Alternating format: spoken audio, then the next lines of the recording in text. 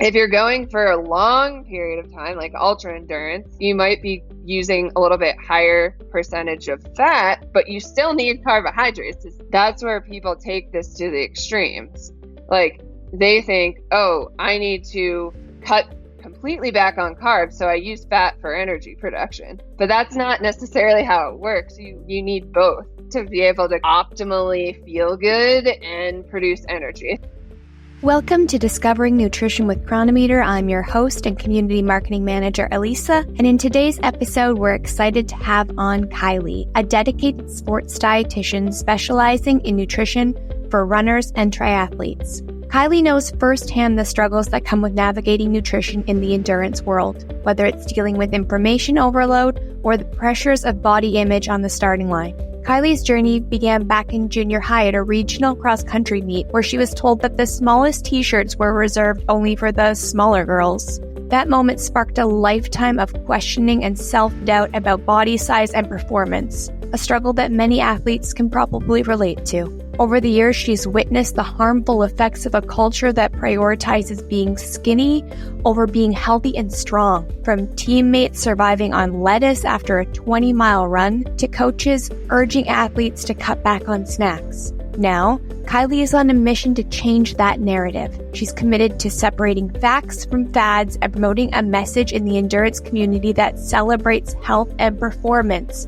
no matter your body size. As a sports dietitian, she helps athletes shift their mindset and create personalized nutrition programs through her Fly Higher coaching process, designed to help them reach their performance goals without compromising their well-being. In this episode, we sit down with Kylie to learn how to fuel your own endurance performances. As always, this podcast is for general purposes only and does not constitute the practice of medicine, nursing, or other professional healthcare services, including getting medical advice. The use of information from this podcast is at the user's own risk and is not to be substituted for professional medical advice, diagnosis, or treatment. Really excited to dive in on this one because I've got a lot of questions. Let's get to it.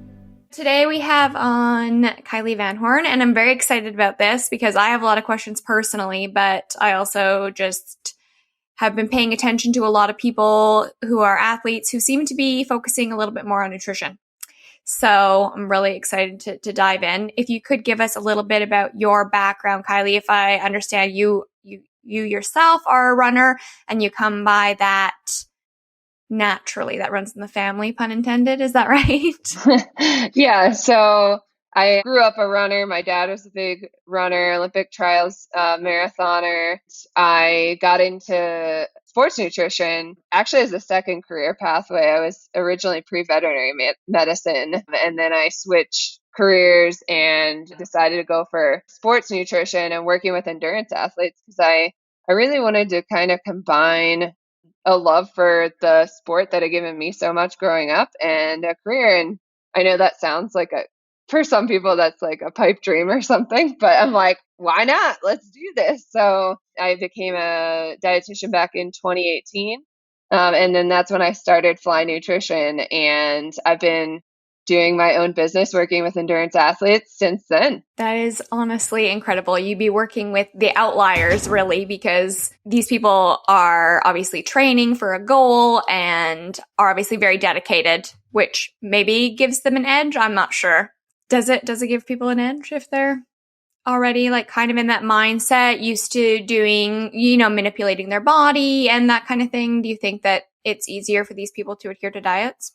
It depends. I think it gets a little bit tricky because in the endurance space, there are people that have a disordered relationship with food. There tends to be higher instances of disordered eating and eating disorders in the space. Some people, like everyone has their different reasons for wanting to focus on their nutrition. And some people are, I think, feel like they need to focus on it, but then when they get into the whole process, they're like, oh, I don't really like this. Like, I don't really want to be like dedicated to this process of like optimizing my nutrition, or I don't have the time to do this. Like, you would think that endurance athletes, like everyone would be dedicated to improving their nutrition, but there's actually a lot of people that are just like so busy with other things, and then they have all their training, and like nutrition is kind of the afterthought.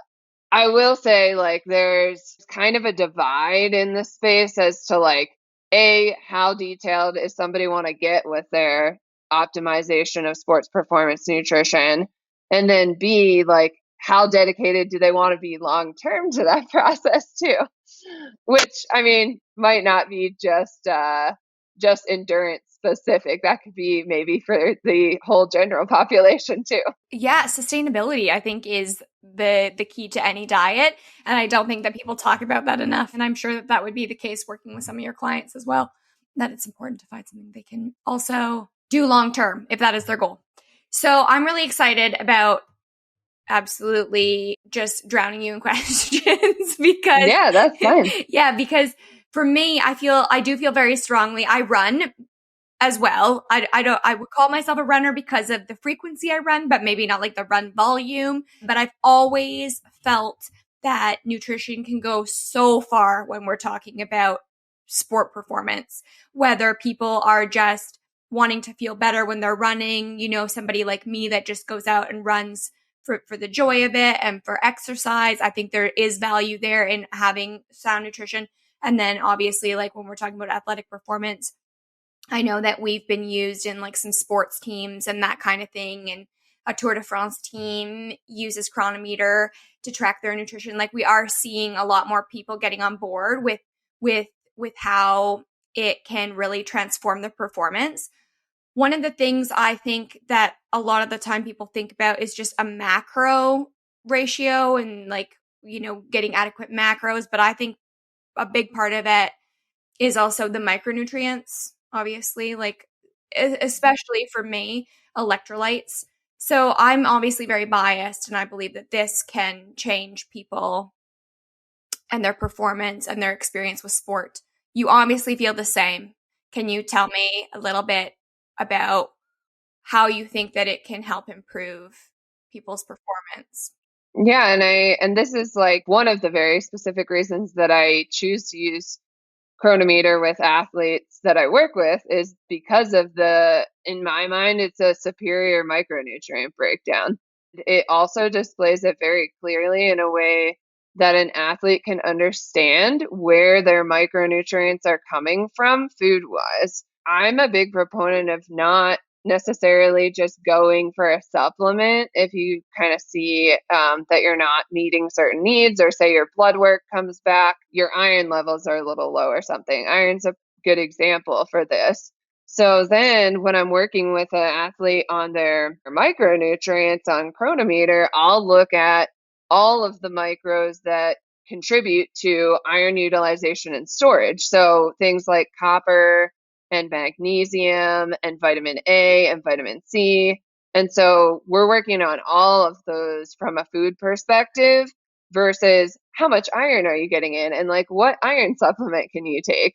For the average person that's just, if they're not working with a dietitian, that might actually be a little bit difficult to figure out because a lot of people are just like, oh, I just need to go to iron. I need to increase my iron intake. I need to take a supplement. But there's a lot of nuance involved with some of these micronutrients, what type of vitamin A you should consume to maximally utilize and store iron and those sorts of things. And that's what I help a lot of my athletes with in conjunction with using the platform, is being able to understand like these are the things I need to focus on, and then these are the types of those micronutrients that I need to focus on, and here's how I can get them.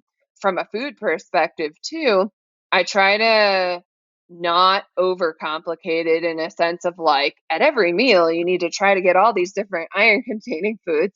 We kind of go through and we have that conversation of like, here are the foods that are highest in magnesium or iron or whatever, and what out of these foods, like pick one or two and try to include those in your day to get started. And so I try to make it like a build process where over time people then start learning, oh, okay, this isn't as bad as I thought it would be, trying to increase these micros from food. Hopefully that answers the question. But that, again, this is like the feature in Cronometer that I use like the most sometimes is the micronutrient piece. And then also, even in a macro perspective, I like to look at the omega-3 versus omega-6 breakdown, and then I'll work with people on increasing their omega-3 consumption. So there's a lot of great breakdown features within the platform that I really dive into with people. I love that. Why omega-3s specifically? In regards to like inflammation balancing properties for athletes to help with recovery. When I'm working with a lot of these athletes, it's to let's optimize the nutrition that they're already doing, make it better, and how can we elevate that? And for a percentage of the people I'm working with, they actually have like, from the outside perspective, their nutrition might look pretty decent. Like, oh, it doesn't look that bad. But then when we get into the micronutrient breakdown and then the types of fats and, you know, your amino acid breakdown and that sort of thing, that's where people like that are very detailed, they like that information. They're like, wow, this is cool. Like I can elevate my nutrition even more. You know, something like an omega-3 consumption and working on that from food, that's something like more niche, that's like more detailed, that can potentially help them with performance and recovery. That's amazing. I guess I'm going to look at my omega-3s. I have to backtrack because I'm curious as to what you consider to be endurance training, because I feel like this is very different. This is a wide range. So for somebody, endurance might be a 10K. And then, you know, you and I found each other through Camille, who is an amazing athlete. Endurance for her is 900 kilometers. So, yeah. So what do you consider specifically to be considered endurance? Yeah, and that's a good question, because a lot of people that I work with, they have a problem calling themselves an athlete, and then B, like what defines endurance. And I usually say, and this could be wrong, but I usually say that if you're participating in an endurance-based sport, then you're an endurance athlete in my mind. So like cycling, running, triathlon, long distance, like trekking, something like that. So I'm sure there are people that might disagree with that, but at the same time, I think if you're participating in these sports, you're an athlete and you're an endurance athlete. That's my definition. I like that. A lot of people listening, you are endurance athletes.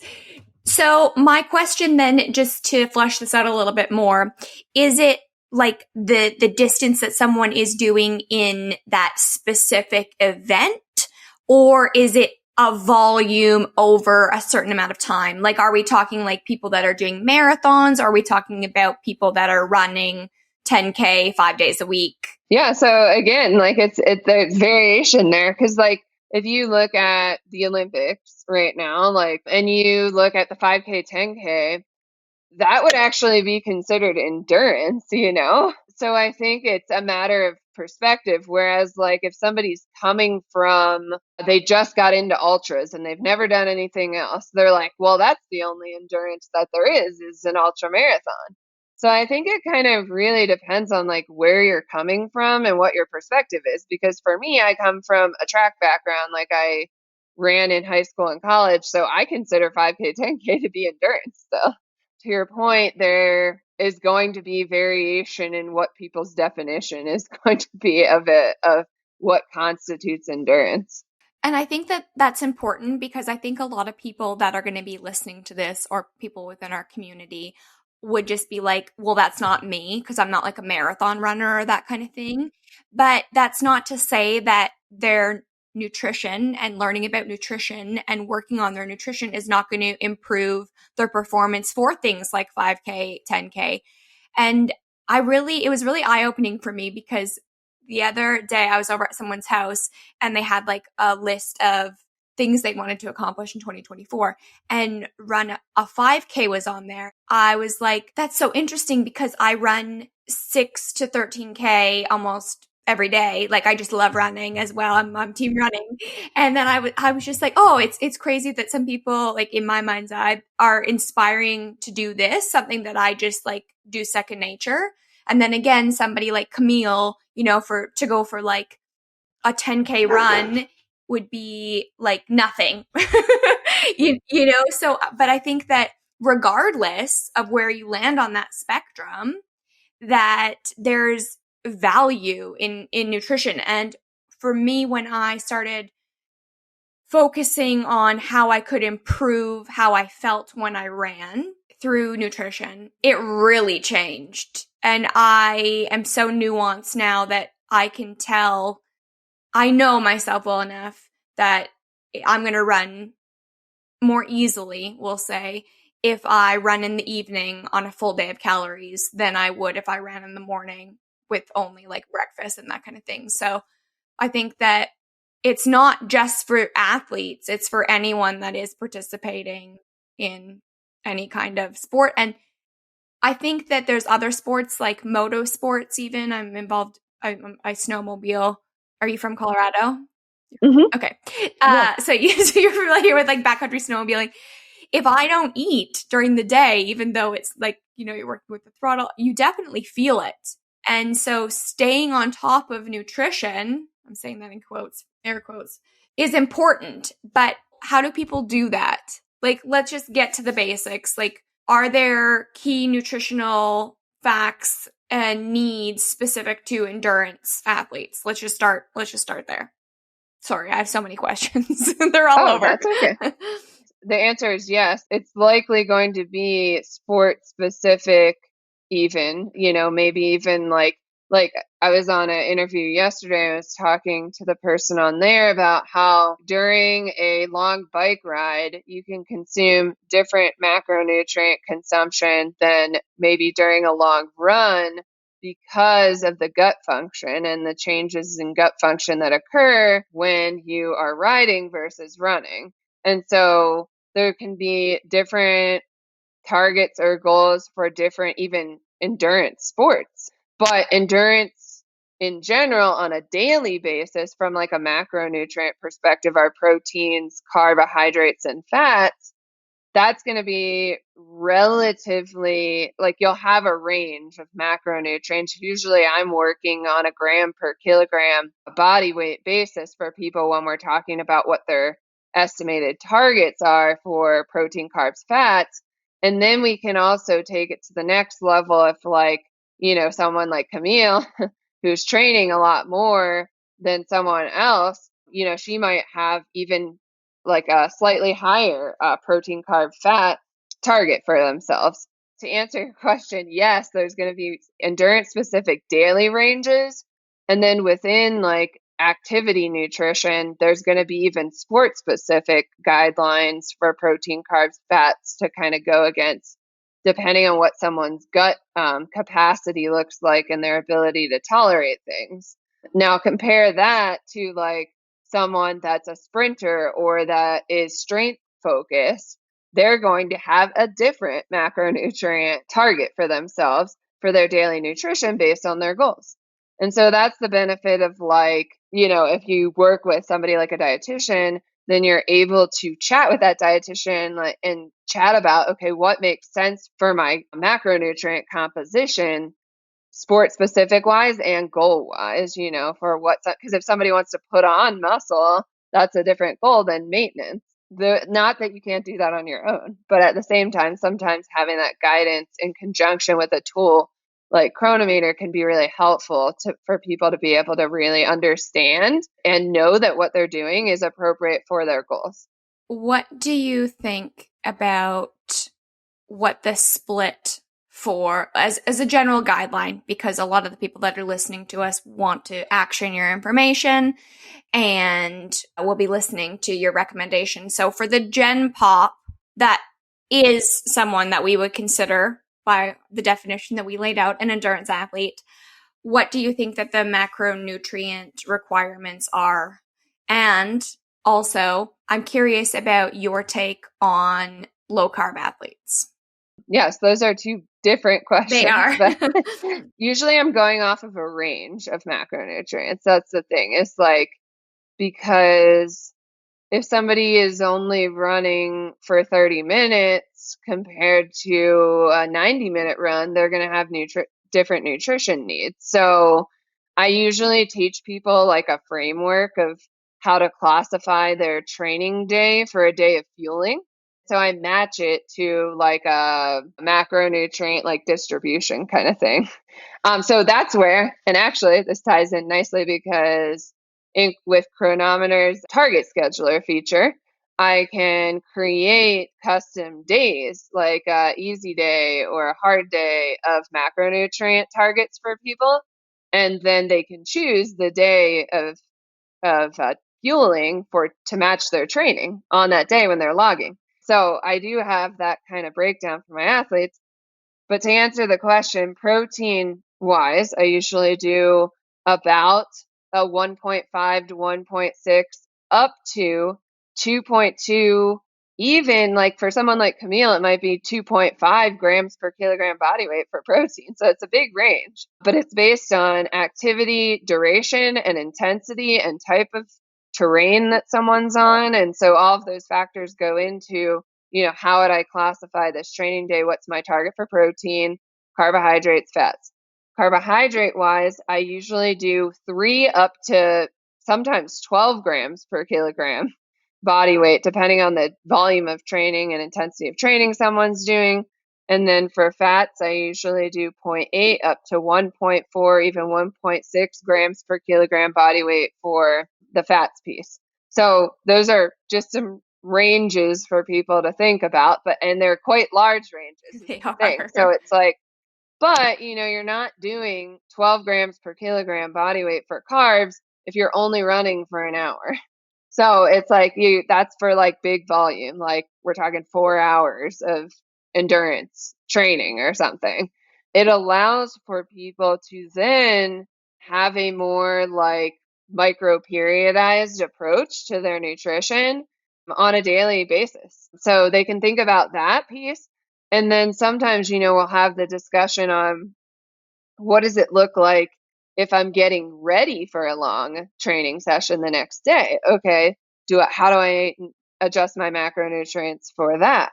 That's a more advanced approach, but at the same time, that's the kind of detail that I get into with people that want that. You can make nutrition as simple and as complicated as you want, but as we've talked about, like it needs to be sustainable for someone. So for some of my athletes, like focusing hardcore on these numbers is not a good approach for them. And we actually, and I keep plugging the features on the app we appreciate for that. you here. It's applicable to what I'm talking about, because if I have an athlete that has an eating disorder or disordered eating history, I, as a professional with the pro version, can hide the nutrition information from my clients. They don't have to look at that, and we can talk about how we can best use that information to better their nutrition. So there are even features within your platform that are not, like this maybe hyper numbers focus, where I can use that and help somebody from a visual perspective. Okay, what can we increase? How do we want to look at this? So that was kind of a tangent, but I just want people to understand that it doesn't always have to be like micro detail focused either. You can use this program in a different way to really help better your nutrition too, in a maybe less numbers focused way. We also, just on that note, obviously you touched on, and it was a beautiful segue to the fact that pros can actually shut that down for their clients, but we also have considered that for our individual users as well. And I do have a blog, which I can put in the show notes. Someone Cool. can find that helpful, just about it's primarily focused on removing calories from the equation, because calories specifically seem to be triggering for people with disordered eating histories. So just kind of eliminating that from the app. Some people use Cronometer just to track their protein and that kind of thing, and I think that's beautiful. So very customizable.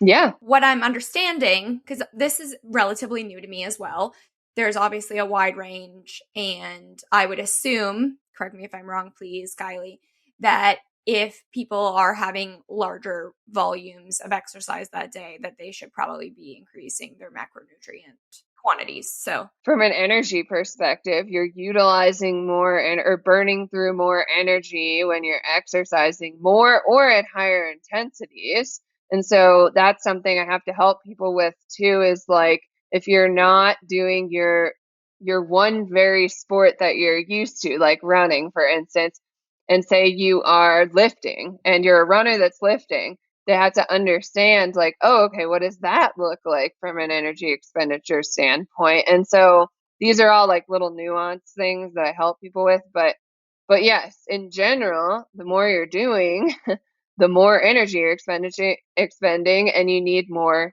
energy intake. Now, that energy intake and where that's coming from is like a segue into like your question about, low carb and what about that piece. That gets tricky from an endurance perspective. There's not really research that is clearly pointing to low carb being beneficial for an endurance athlete when compared to consumption of higher carb overall daily nutrition. The part that is really prominent is for athletes. There's even been some studies that have shown that for athletes that consume enough energy intake but don't consume enough carbohydrates, so they're meeting their calorie needs but they're not meeting their carbohydrate needs, there can be higher bone resorption factors produced, meaning that higher levels of bone breakdown could be occurring even if you're meeting energy needs, because a lot of people will think, well, if I'm under fueling, that puts me at risk for stress fractures or bone injuries. But actually, they've even shown that you could be at risk if you're doing lower carb. So especially for my people with injury history, female athletes too, there's definitely some research that suggests that low carb is not good, especially for female athletes. I tend to work with the athletes that they're having the fallout effects of doing low carb. So I will often get athletes that have been on low carb, and it might take a while to see the negative side effects that can occur. So GI wise or hormonal wise or bone stress wise. And I start working with them and they're like, whoa, we start adding carbs back. And they're like, whoa, actually, I feel really good on carbs, and why was I doing this? I think the appeal for a lot of people is like, they're like, well, I feel good because I like lose weight or something, like I might lose weight from not eating as many carbohydrates. The problem is like when you eat carbs, you store water with that. So when you are not eating carbs, you initially lose a bunch of water. And so people get a little bit tricked into thinking like, oh, that I feel good because I lost weight, but it's actually like water weight. And like I said, they might feel good for a little while on low carb, but then over time, that's when the body starts to catch up and be like, oh, yeah, I'm not feeling as good. And especially with endurance sports where we know like for when you are going at a higher percentage of your VO2 max, when you're out, running at a certain intensity or biking at a certain intensity, etc., you're using more carbohydrates for energy production. Now, if you're going for a long period of time, like ultra endurance stuff, you might be using a little bit higher percentage of fat, but you still need carbohydrates is the thing. And that's where people take this to the extremes. Like they think, oh, I need to cut completely back on carbs, so I use fat for energy production. But that's not necessarily how it works. You need both to be able to kind of optimally feel good and produce energy. So I think that's kind of like even the lower carb, high fat athletes, lower carb, I like to say they use carbs during exercise and they use carbs strategically in their daily nutrition too. So it's not necessarily just like, oh, you only eat 30 grams of carbs a day and go keto and expect to, do well in endurance stuff. That's not how it works. And that's where I think that people get confused. Sorry, that was a long-winded answer. I think it's a great answer. For me, I have personally tried low carb, and because I'm just curious, it's always fun to experiment. And I understand obviously that it works for people and works for a number of our users as well. Each their own. I think that's so important. However, for me personally, when I was not eating carbohydrates and trying to exercise, I felt like I was running through molasses. I was like, props to the people that can do this, because this body, like, I love my carbohydrates. Not only do I love tasting my carbohydrates, but my energy when I run is so different. Yeah, and I think you have to consider, like, what are your goals? What sports are you doing too?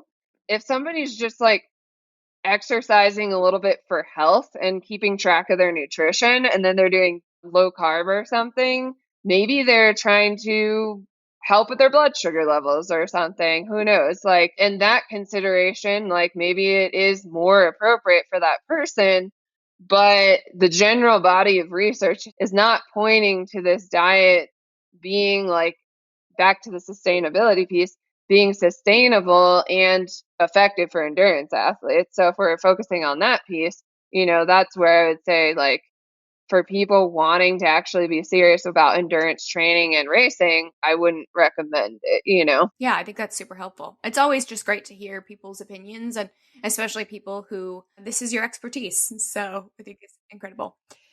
What are the best strategies for fueling before, during, and after activities? One of the things that I struggle with, like, where do you put the food during a run?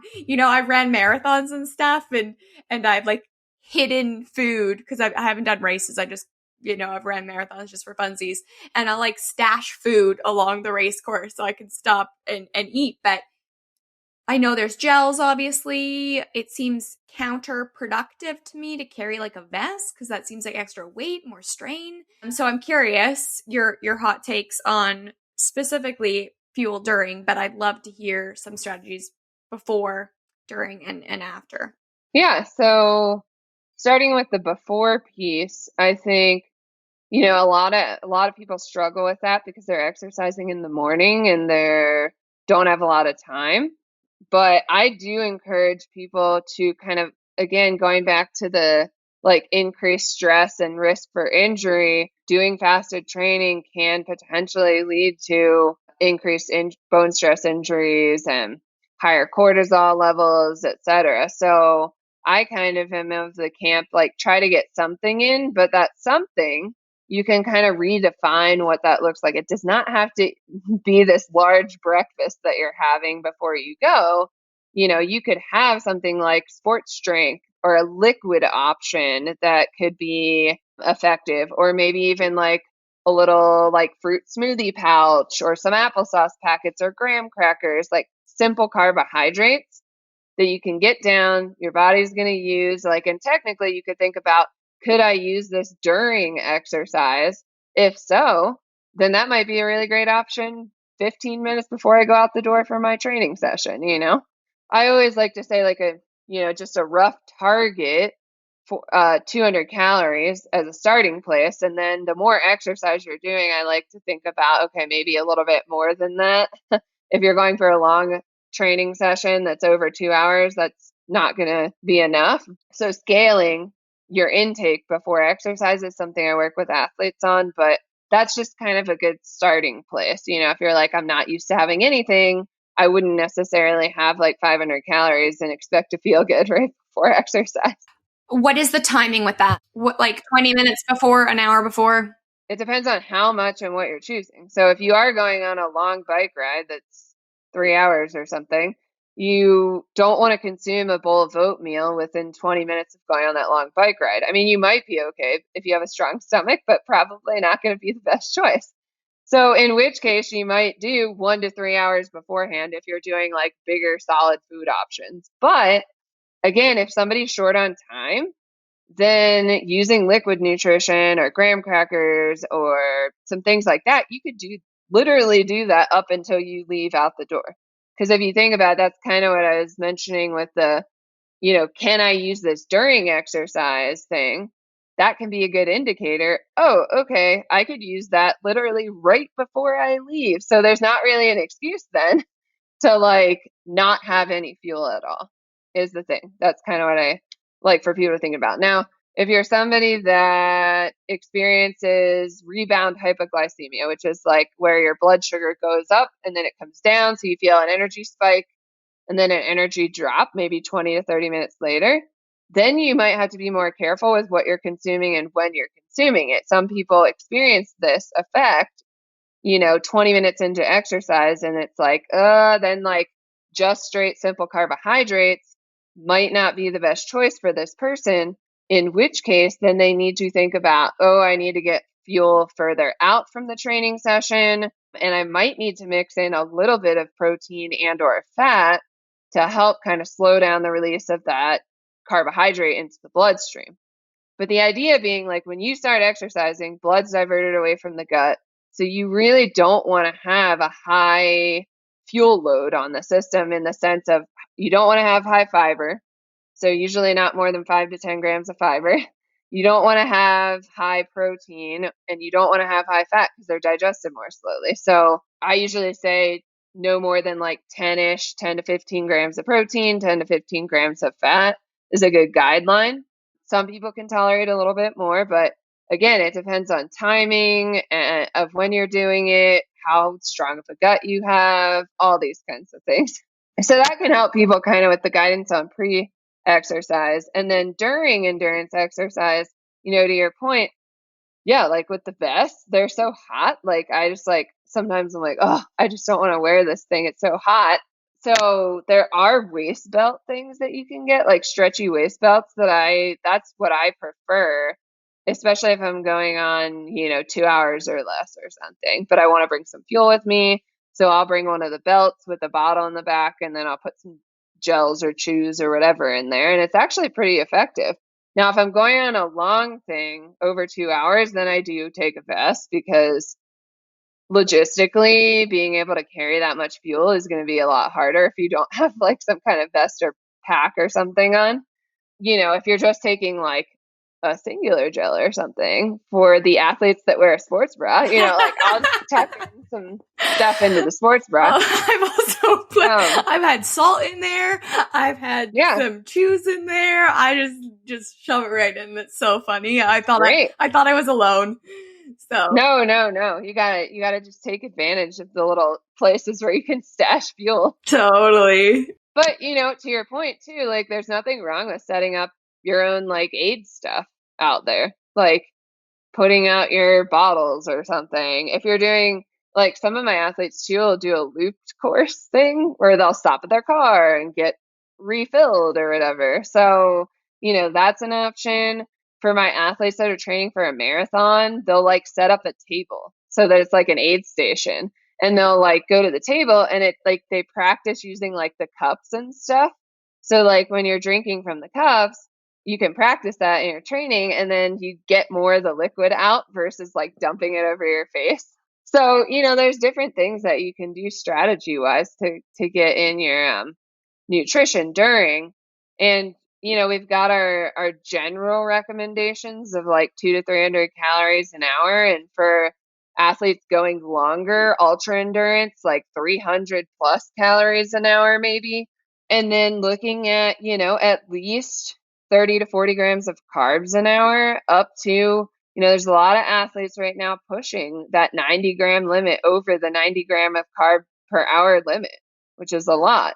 There's a varying limit to the gut capacity in regards to how many grams of carbs different athletes can consume in an hour. And you can, to some extent, adapt. The gut can adapt to what you're using, but you've got to be careful. I think it's important. Like, it's great that people are pushing the fueling limits, but we got to be careful to make sure we're not pushing too much individual athlete wise, so that it tips you over into like GI distress.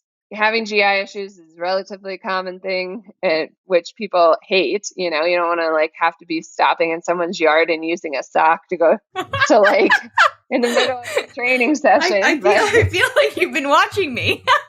Yeah. So make sure, like, that's why it's important to practice this stuff though, right? It's like, if you are doing a race, you need to practice your fueling plan in your training.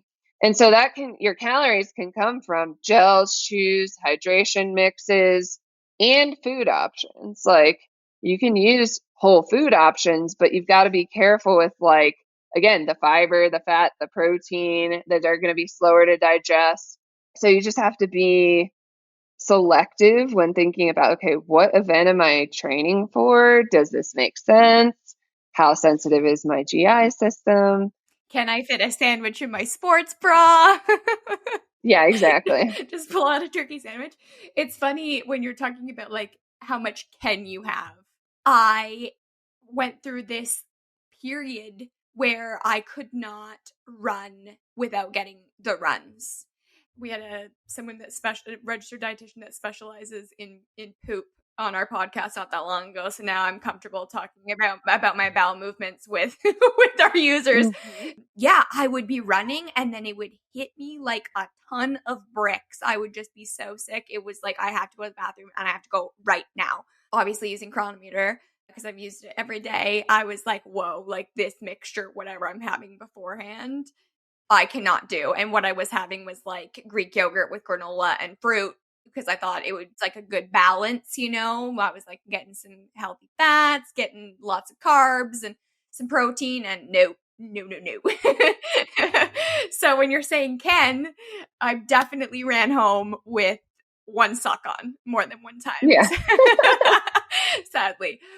So yeah, I think that's helpful. I think that's really great. Simple. Basically what I'm hearing is just like simple carbs are going to be easier on our GI, but that can vary.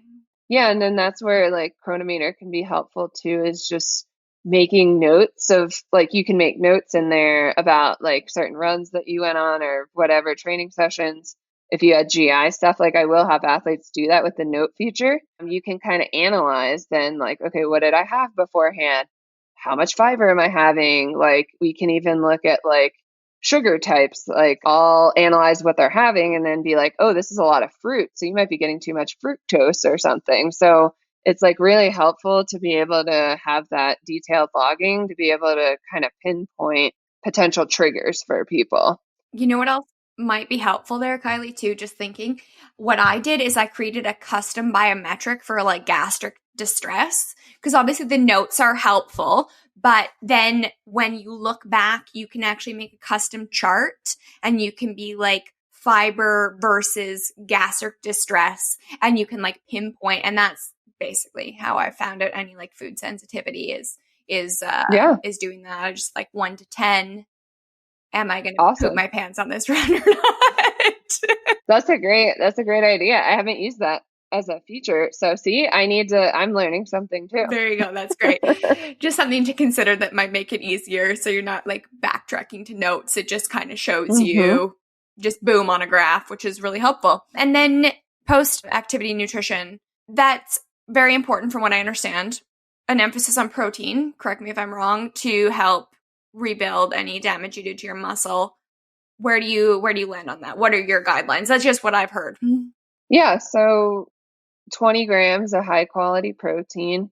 And again, like you can look at what your protein makeup is with Cronometer. So that's nice because we want to look at high branched chain amino acid sources post exercise, and then looking at like 1 to 2 grams per kilogram of carbohydrate as well, which does tend to be around, for a lot of people, 45 grams of carbs or up to like 75 grams or something. Then you're going to have like a simple carbohydrate source with your 20 grams of protein, and trying to figure out what could be a convenient thing to have too. Like if you're driving to a group training session and it's an hour away, do you have something packed that's going to meet those needs? And then you can have it right away after exercise. So, some of my athletes pack smoothies in like a cooler or something, so they can just have that right after like, recovery mixes that are already like the powder has like carb and protein in it with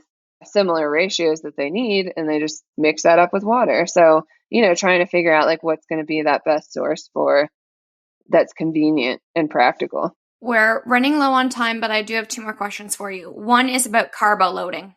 Do you recommend it before an endurance race? And what does that even look like? When I've heard about carbo loading in the past, I've pictured like Tour de France athletes just absolutely demolishing bowls of spaghetti. What does that actually look like? when I'm working with someone on a carb increase, I usually ask them, what is the target race that they're doing? Because then that determines maybe how many days they want to do a carb increase. So for like a marathon, I would do like a 3-day increase. For like a half marathon, I might only do like 1-day increase or something. And the point is to kind of like super saturate your muscles with carbohydrates so that they're ready to go glycogen store wise when you start racing. So that's the point of doing it. There have been studies that show you can get a performance advantage from something like a carb increase, like up to 3%. That's a pretty big advantage. Some people don't feel the best on a carb increase. So I do want to be clear, like I like for my athletes to practice a carb increase in their training. So thinking about before key long training sessions, maybe you do a 1-day carb increase to practice, or maybe you do the full 3 days if you want to really dial it in. So what I'll do is, it's a little bit more technical than just like, here's a number that you do. Like I'll analyze with a person, what's the highest amount of carbs on a daily basis that you've been able to hit on any given day. Like say it's 7 grams per kilogram body weight. And the ideal for a carb increase is maybe 7 to 12 grams per kilogram body weight for carbs for an increase. I don't necessarily want that athlete doing 12 grams per kilogram because they might feel terrible. So we might use that information. Okay, they've hit 7 grams per kilogram before. Let's try a 9 gram per kilogram carb increase and see how they feel on that. And so I will use the information from that person to help me build the carb increase with them that would make the most sense. And with the carb increase, essentially you're increasing your carbs. I bring the protein down to like 1 gram per kilogram body weight, and then I bring the fats down as well, just to like give your system more room to fit in the carbs, and then keeping the fiber low. I try to do less than 30 grams of fiber on the daily, which can be hard if you're doing, 500 grams of carbs or something. So it's got to be a lot of simple carbohydrates, things that people might not always be consuming on a daily basis, like cereal and candy and juice and white rice and white pasta. So things that are low fiber, easy to digest, easy to get in more overall to help meet those carbohydrate needs. And what is the timing like that? Is that something that those additional carbs are spread out throughout the day? Is this something that you should be consuming before bed? Like, what is the timing? Timing would be throughout the day. So you're trying to hit, say, 500 grams, 3 days for every single day for 3 days before you have your race or target event. Okay, that's very helpful. The last question I always ask everybody, if there was one thing that you could get our listeners to action today that would improve their lives, in your case, we can obviously talk about from an endurance perspective, what would it be and why? To be honest, like utilizing Cronometer for understanding what it looks like to eat enough macronutrients and micronutrients to support your training and adaptation process. Because if a lot of my athletes track and they are like, whoa, I didn't know how low I was under my targets. This is kind of crazy. And no wonder I'm like not recovering or not getting better, like you need fuel to adapt to the training stress that you're doing.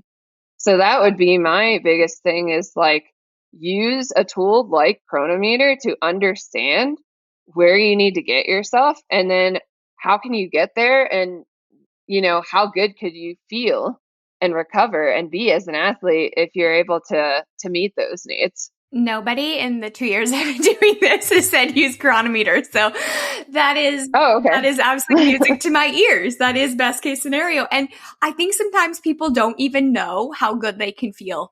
And that's not even about sport, but in my case, that has been, like I said, when I am running and I am satiated and I am reaching my targets, it feels so much easier than when I'm underfed and not hitting my macro goals. So I think that there's incredible value. Obviously, I'm biased, but I'm going to keep on this train that nutrition can make you feel so much better in it's a performance enhancer. Yeah.